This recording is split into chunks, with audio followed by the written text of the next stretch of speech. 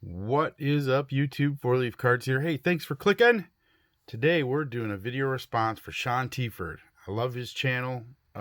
Just top-notch stuff coming in. If you want to see awesome collection, on YouTube, dare I say top 10? I don't know, but pretty close. Just lots of awesome stuff coming in. Some modern stuff, some vintage stuff, but really cool stuff. Anyway, so he's got a video response, a contest going out that he wants a video response of your oldest card and your newest card, kind of an old and new. He wants to see old, he wants to see new. Okay, I think that's what he said.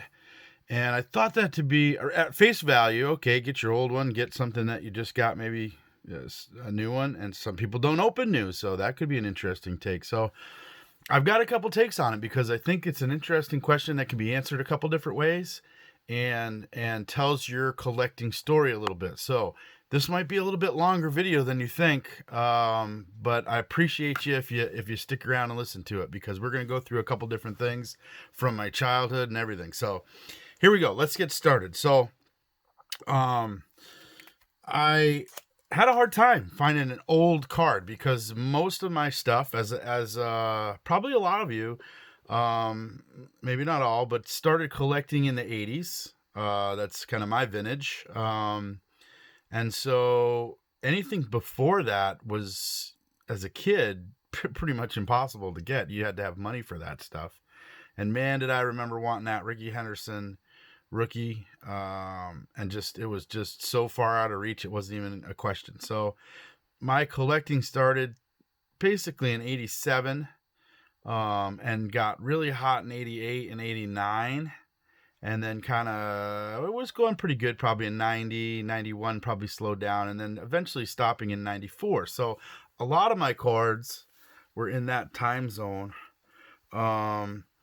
And so my oldest card, this is an interesting kind of thing. So my oldest card that I kind of own, like one of the first cards that I've got, would have been sometime in that 87 realm. And there was 87, 88. And so I actually have a box. I have a 4,000 count box of my cards as from a kid. I have some sets built as well.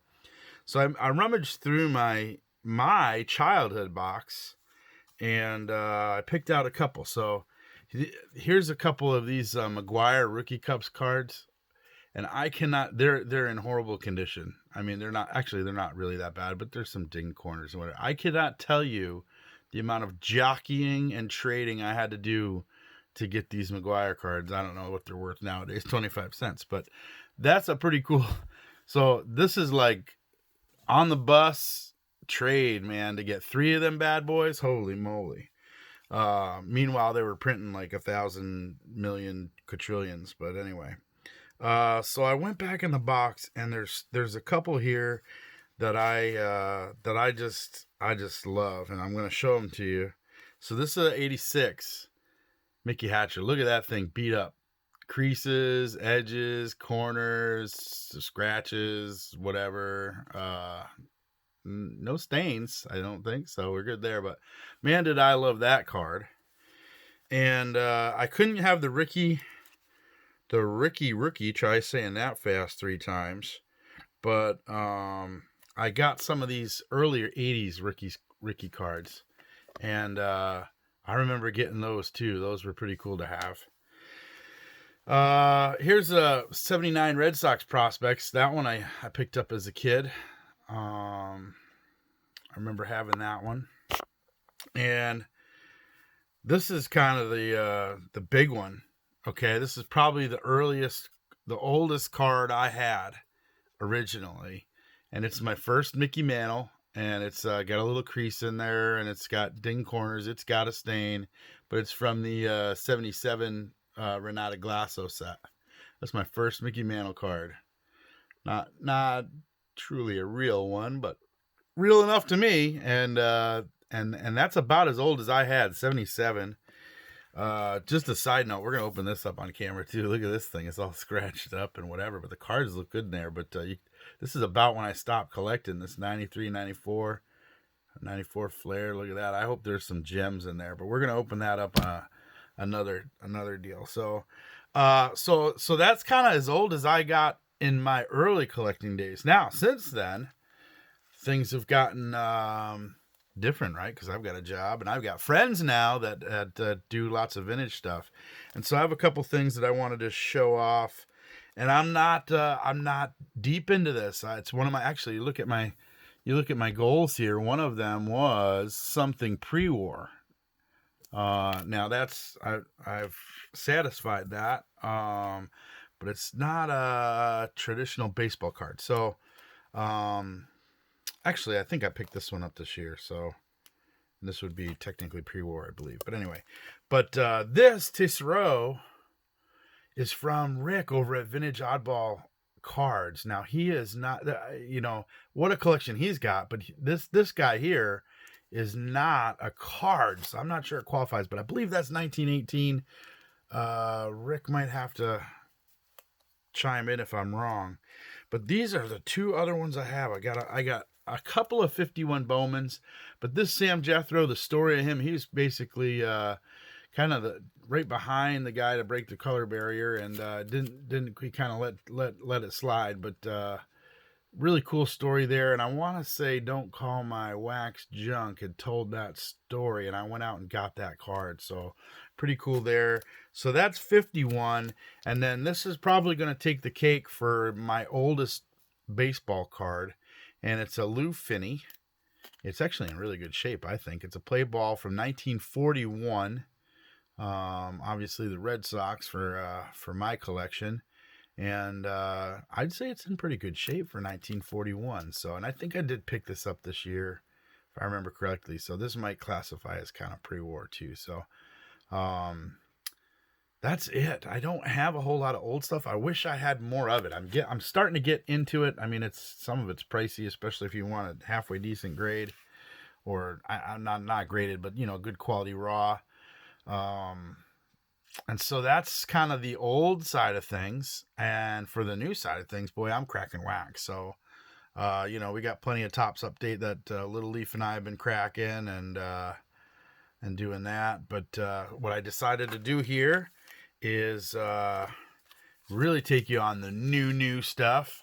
These guys just kind of got released recently. You got a Stadium Club Chrome, and you got Topps Allen and Ginter Chrome. I've been just wanting to get my hands on this, so I was down to the card shop the other day and decided, you know what, I'm going to do that for Sean's video.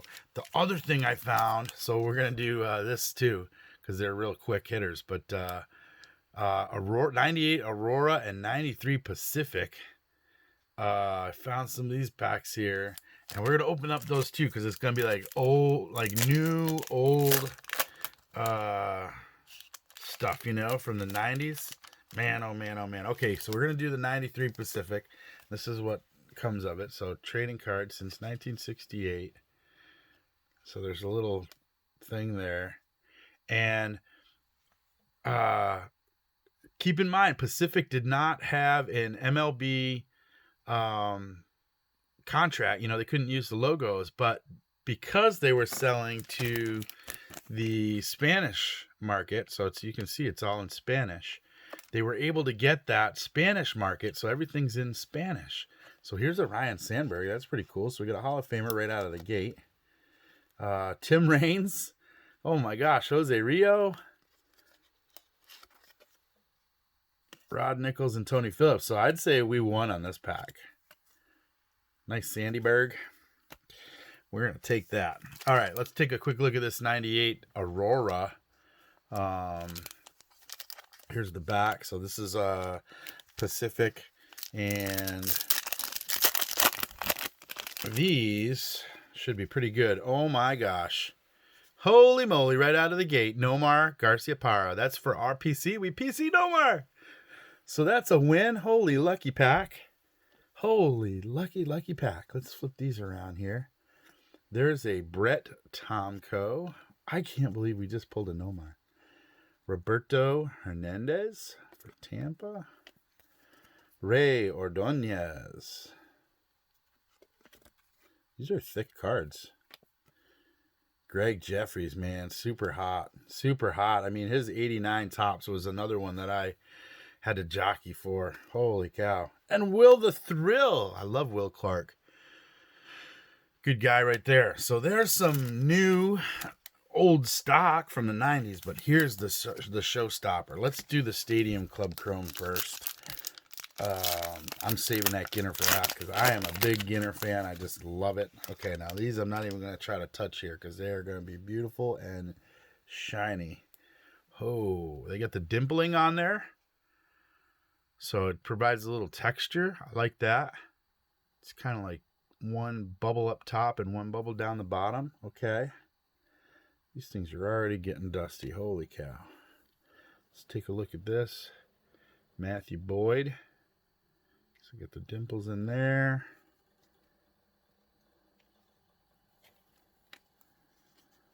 We got a Zach Wheeler. Well, we got a Vlad Jr. Power Zone. That is super shiny. I love it. Wow. Holy moly. Holy moly. We got a Nick Solak rookie. And we got a Yasiel Puig. Oh, wow. Wow, wow, wowie, wow, wow. Let's look at this play. So you want to see old and new. Try not to touch this here. Old and new right there. That is, what a difference. How many years is that? Like 80 years. I don't know which one I like better. I mean, probably some of you guys might feel the same way. I mean, you got super classy and super shiny, and as a collector, I just love both. All right, here we go. This is what I've really been after. I've been trying to figure out what I'm going to do, buy it or not buy it, buy a box, but I just bought a pack. So here we go. Friedman. Oh, there's a mini. Oh, we got a green. Anthony Rizzo green. I don't know if these are, oh, they are numbered. So numbered to 99. So we got an Anthony Rizzo green. That's pretty cool. And looks like we got an Orioles pack here. There's Alomar. So you see the dimpling on that. I like that. I like that. And Means. So I don't know. These are like really expensive. I don't know, $12 a pack or something. Holy moly. But we got this Rizzo. So there's some super new. There's green. Let's get that. Let's do the old and new this way. Bring that back up there. Old and new. Sean Teaford. If you haven't seen Sean's channel, you got to check him out. Just awesome stuff in there.